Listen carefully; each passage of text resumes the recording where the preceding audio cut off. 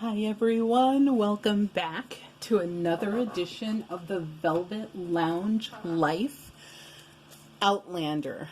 So this is a very interesting episode, and yes, I am showing you a picture that's actually not from this episode, but I just thought, reminisce. And you know me, I try to make my videos a bit different than all the other copycats out there. It's like I started reviewing Outlander, now everybody and their mother is doing it, which is crazy. But, oh well, nothing wrong with a little bit of company. So, this episode, there's a lot going on. There's everything from a near death, to a resurrection, to new life, to a guy that has to actually tell Jamie off. Now, when I say tell him off, he's very thorough in doing so. You will be shocked by who does that. Also, there's like this conversation that takes place that is very interesting about, if you're living in a time that doesn't belong to you, but you are trained in a vocation that is definitely not one that a woman would indulge in the past, what do you do? What do you do with all that knowledge, all of that education? It's not even that. It's the desire. Like, you loved what you were doing and you were going to be in your element as far as what your career would have been. Now you're tossed into the past. And what are you doing? You're changing diapers. You're scrubbing floors. You're making candles. You're dyeing, fabrics. You're foraging. You're hunting. That gives you kind of a clue right there. And how do you use that vocation that you have, that extensive amount of knowledge that could so radically change the past, change history? How much do you hold back? How much do you use? Those are questions that will be answered in this episode, which is Monsters and Heroes. So this is Outlander, Season 5, Episode 9. So let's by the way, first of all, come on. Thank you guys. Thank you so much for all of your support, for watching my videos, for the comments that people leave, the few people, and I do mean few, that take the 1 millisecond to click the thumbs up or click the thumbs down. Much appreciated, because that shows that you're participating, and it also gives me the drive to create more for you, and I like doing it. So let's just open this right up with some sexy.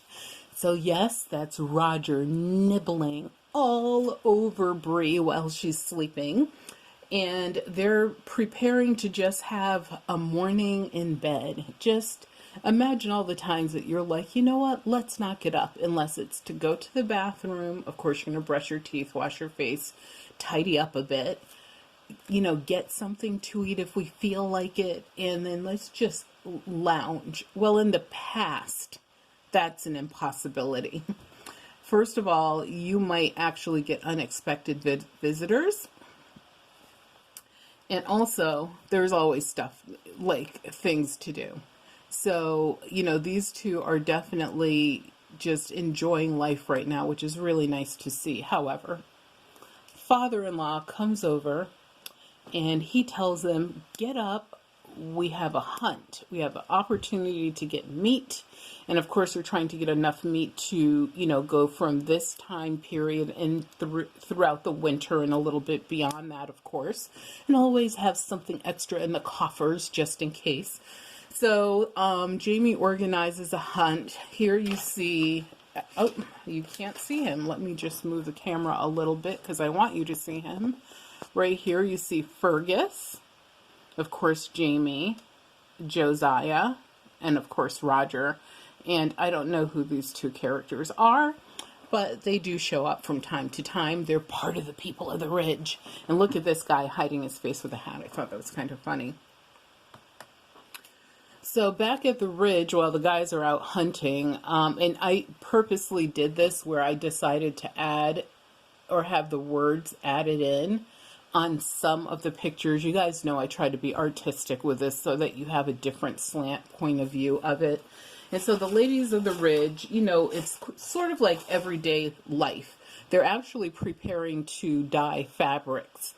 And I hope you mean the cloth, Lizzie, is what Bree is saying to Liz. This is Lizzie right here, because Lizzie has her eyes on a guy.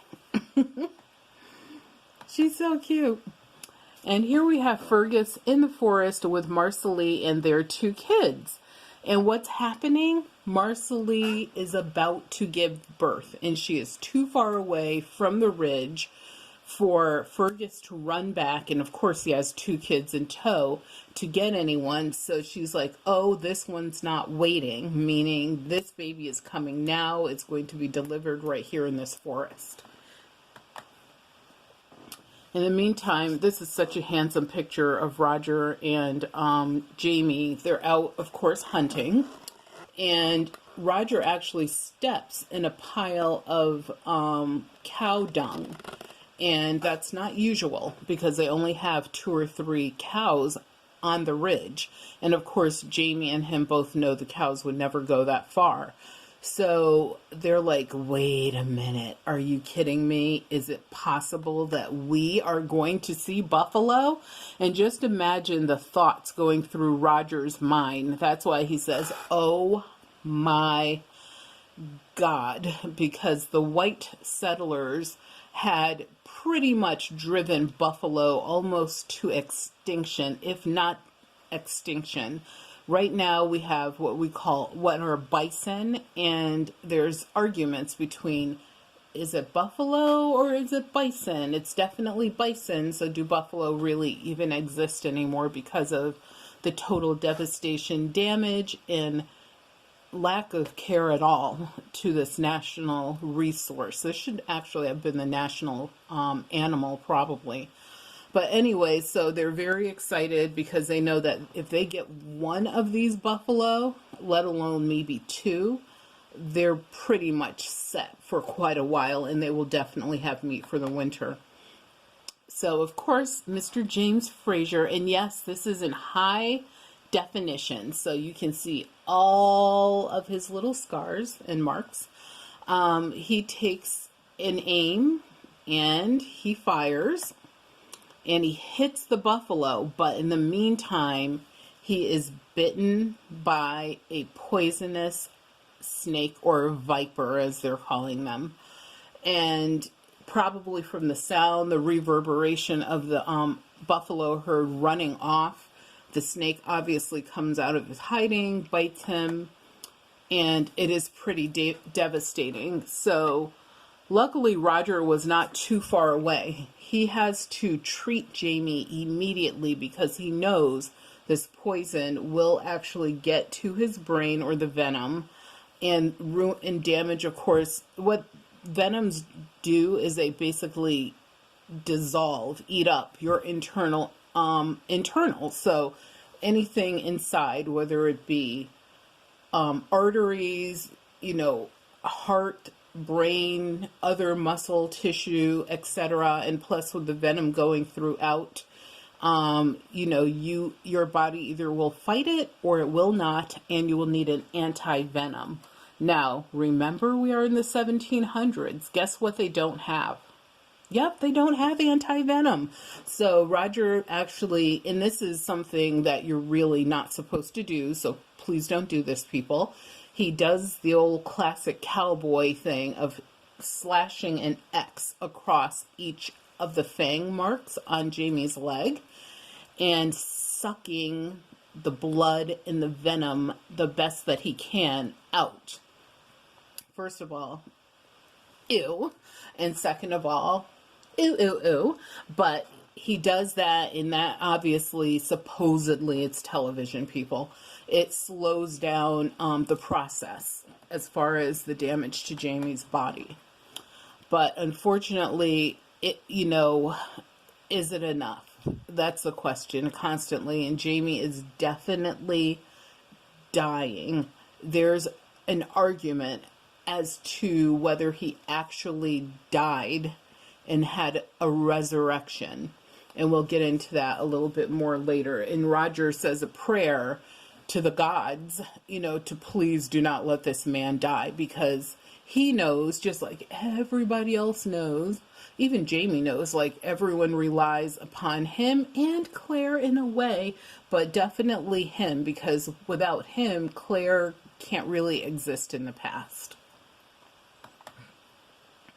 And so now we're back at the Ridge, and the text says, or if you do know, but you just can't do it. And this is where Bree is talking to her mother about, I'm an engineer. I love engineering, but there's no women engineers.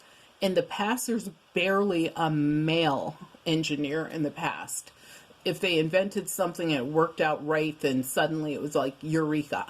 But as far as having engineering as an actual vocation, a job, a career, especially for a woman, not a thing. Women invented a lot of things, but they didn't get the credit. And so Bree isn't looking for credit. She just wants to know, how can I use my knowledge? And she does tell her mother that her and Roger have been thinking about opening a school.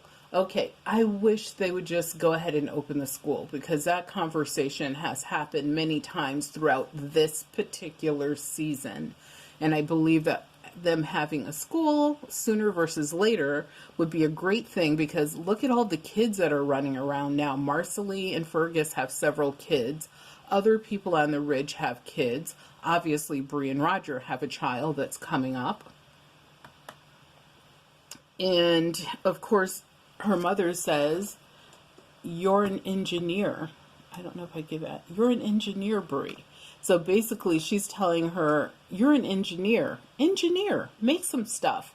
She says to her, people here call me a doctor, a healer, a witch. She's like, basically, I am whatever I am at that moment in time in this particular place. So she's basically telling her daughter, do you, boo.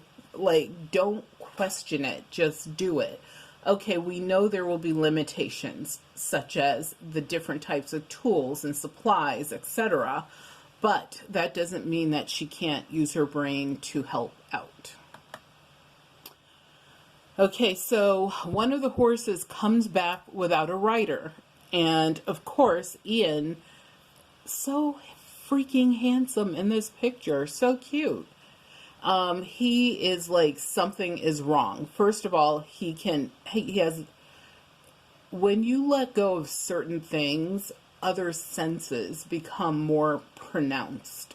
And when they were recessed because they were just lack of use before, they're now at the forefront. And he can tell just by looking at this animal. That's why he's touching the animal, feeling its pulse. He knows that something is wrong. Plus, a horse returning without a rider is obviously a red flag.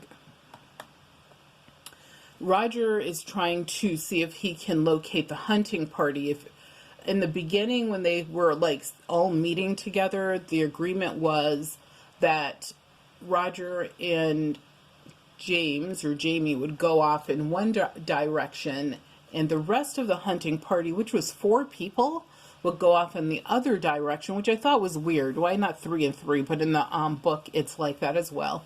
And what happens is they had a plan of, if you can't find anything after a while, we'll all meet back at the Ridge, meaning at Jamie and Claire's house.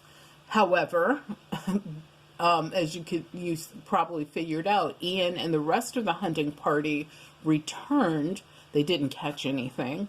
And Jamie and Roger, because of their issue with the snake, they're out in the woods, and they actually had to sleep out overnight.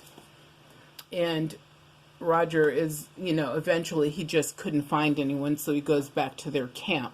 And when he goes back, he finds, which is actually kind of comical in a way, Jamie has cooked the snake and is nibbling wee bits of it. And that's kind of good news if you think about it and read between the lines, because he can eat a little bit.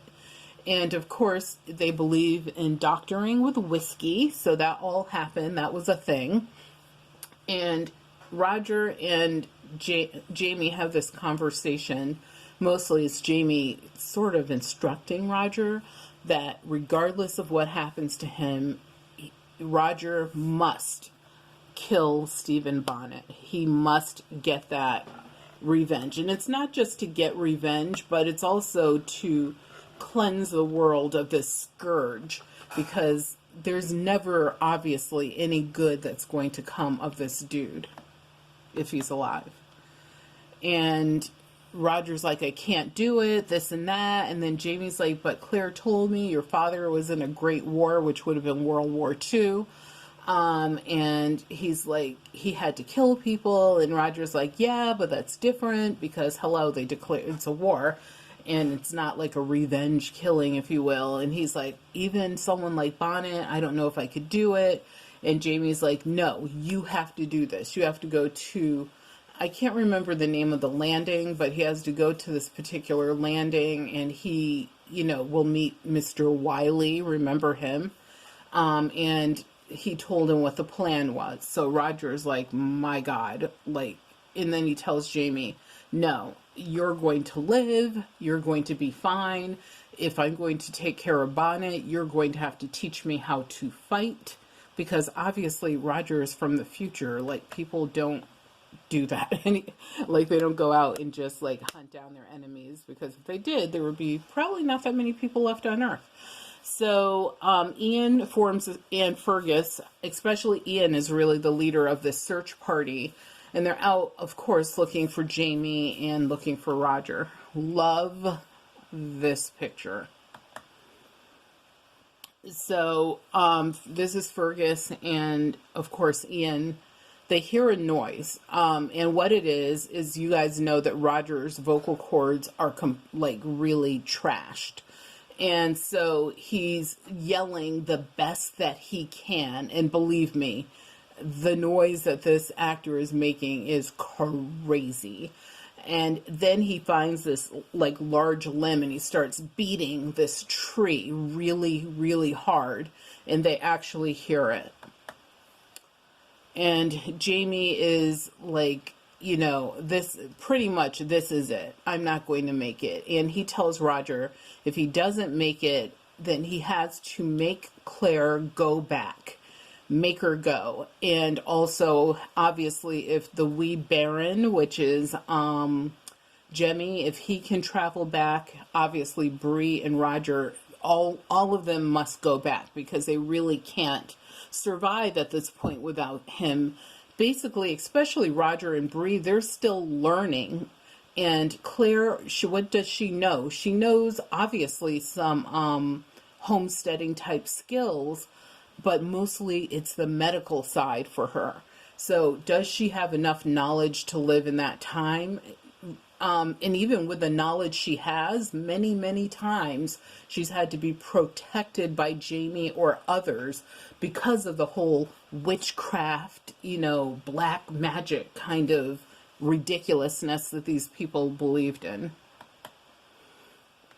So these are the guys still out, searching for Roger and Jamie. And there's Jamie in what you see here.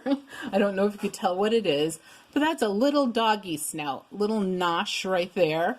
And Rollo actually, they heard the noise, meaning Ian and his group, but of course the dog heard it the best. Dogs have excellent hearing, and ran right in the direction of where they were. So this is back at the ridge. They get Jamie back, and there are some issues, okay? Because you know Claire's bedside manner is like straight to the point. So she says things such as, I've never seen anything like this before. The only time I ever saw the results of this is during an autopsy. And, you know, she's saying all these words. And Jamie is like, my God, work on your bedside manner, woman. Like, dude, this is my life here. And I can tell you right now, if you wanted to see a bit of a powder puff, yes, a pink, fluffy, girlish powder puff that was definitely not a big, brawny, like, brave man, that is exactly what Jamie turned into throughout this ordeal.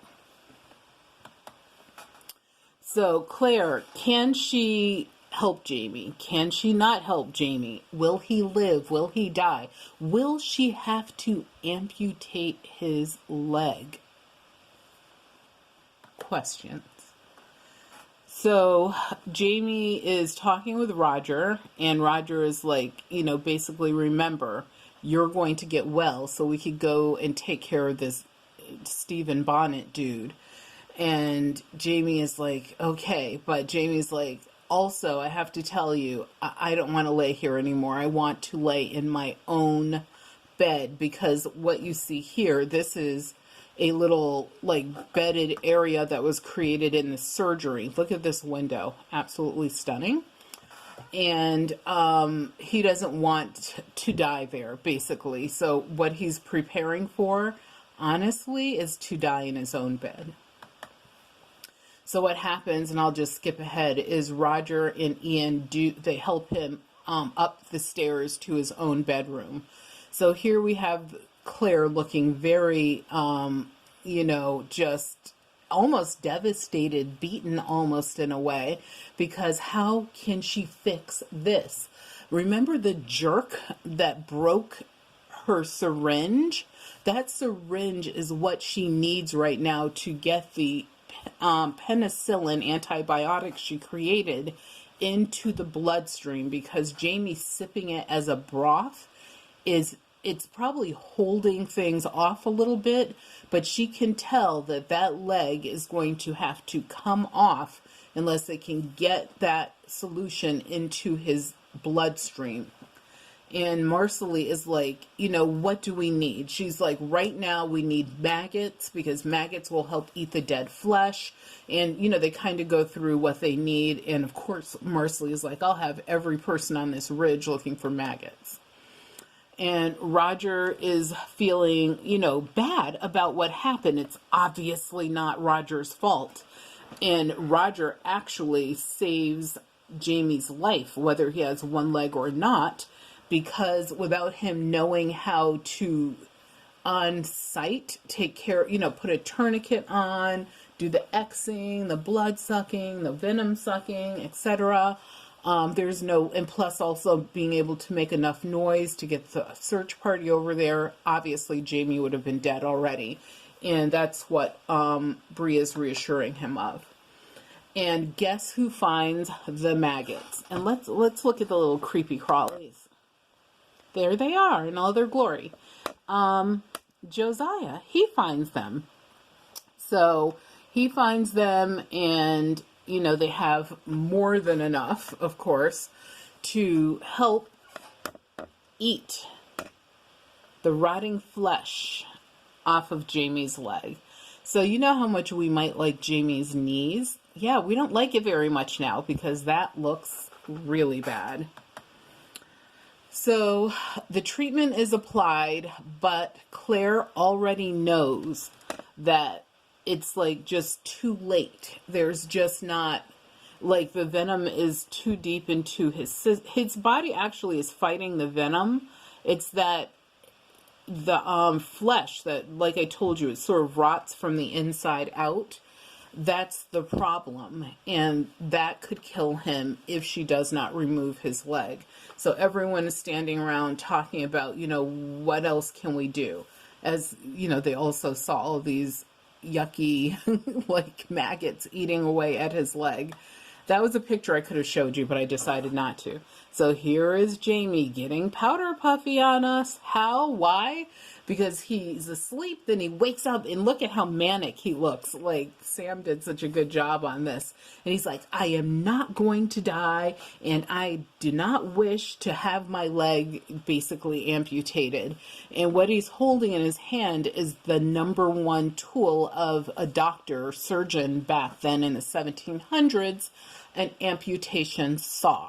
So if you're out at like tag sales, flea markets, maybe some little junky town auctions, then you might be lucky enough to find one of these. If you do, you can get it at a really low price, buy them, resell them. They resell really well. But anyway, so they have this conversation, and she's like, but I'm not going to let you die. I have to do what I can. If, you know, you have one leg. He's like, he doesn't want to live with one leg. There's no glory in it. Like, he goes through all this stuff, which is crazy. And he comes to a realization at some point that I told her not to take my leg, so I know that how I feel right now. He knows that he went from feeling, you know, having a high temperature fever, which is now him going into feeling cold. So he can't feel the pain as much anymore. So he knows that he's probably on his last leg. I just had to say that. I had to do it. And so he tells Claire that he wants her to sleep with him. Okay, not sexually, but yeah, there's a little something that happens that's kind of weird. But he is just like, you know, I want you to lay here by my side, not lay on the floor next to the bed or curled up in a chair. Maybe probably to feel her warmth, her life. And in the meantime, out in the yard, there's a visitor. And the visitor, I don't know if you can see his horn, is a buffalo. The buffalo that Jamie shot actually somehow was abandoned by the herd, which is not an uncommon thing for animals to do, when they're super duper old that can't keep up, or the weak or injured that can't keep up. And so Lizzie was there in the yard with Jemmy, and she just starts screaming. And inside, what we have going on is a little bit of a conversation, if you want to call it that. So Ian says to Jamie, now I see how courageous my father was and is. He's like, there's no glory, there's no heroics in you being bitten by a snake and laying there in that bed. I'm paraphrasing. And he's like, my father and Fergus were heroes because they lost an arm, their legs and their hand, you know, at a time of war. You know, they were being soldiers, basically. And Fergus, my God, he was a child when he lost his, and he didn't act up the way Jamie is acting up about the potential of losing his leg. And Fergus is like, Ian is like, I never thought I would say this, Uncle, but I am ashamed of you. That was a slap in the face that Jamie needed, because then he started to straighten up and fly right and act like the Jamie Fraser we know. But in the meantime, BREE is busy at work because Roger forgot that he had the snake head in his bag, which he retrieved just so if they needed to identify what kind of snake it was, if it could help in any way. And the way it helped is she was able to take the fangs out and create like this pocket thing above it so that she could create the same sensation and actions that the snake would create in injecting its venom. But in this case, they will use it to inject the penicillin, and that will save Jamie's life. And she says, so when they bite down, the cheek muscles squeeze and the venom come out of a sac. So she's happy. There's engineering. Jamie, you know, hasn't gotten the treatment yet, but I just had to add this in there. Claire, this is part of his, you know, I want you to lay with me. For some reason, Claire gets naked. And yes, those are what you think they are. Claire gets naked, and she lays next to Jamie, and he wants her to touch him, which she does, to his satisfaction, and it actually brings him completely full circle. But at that point, he was like, you know what, do whatever you have to do. And this is when he awakens after the dawn, and she's still asleep. You know, he could feel her warmth. He can now, like, feel. So at the end of the episode, let me just click one more. Oh, let's go back because there's another good one. What happens is you can see Jamie has his glasses on, so he's recuperating perfectly. Now, will he have a limp? Will he have a cane? Obviously, it's a bad injury. You saw what his leg looked like. But these two are looking at each other, and she asked, you know, what made you decide, you know, to come back to me or whatever? And he's like, because you can't live here without me. You need me. And she basically agrees. But here is Marcelly and Fergus's new baby, Felicity, which is such a pretty name.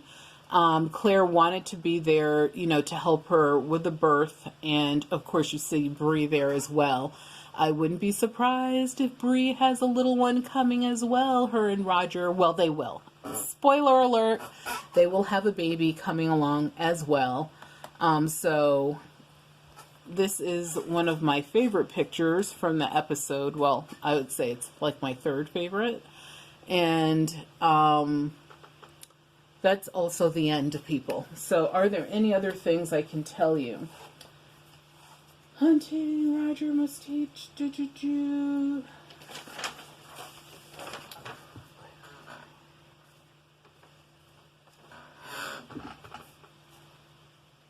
Oh, so this is another good addition, and I want to tell you this before the camera cuts off. Please remember to subscribe to our channel. Hold on, I have a really good spoiler coming up. Click that thumbs up right now. Click it, click, done. That's how quick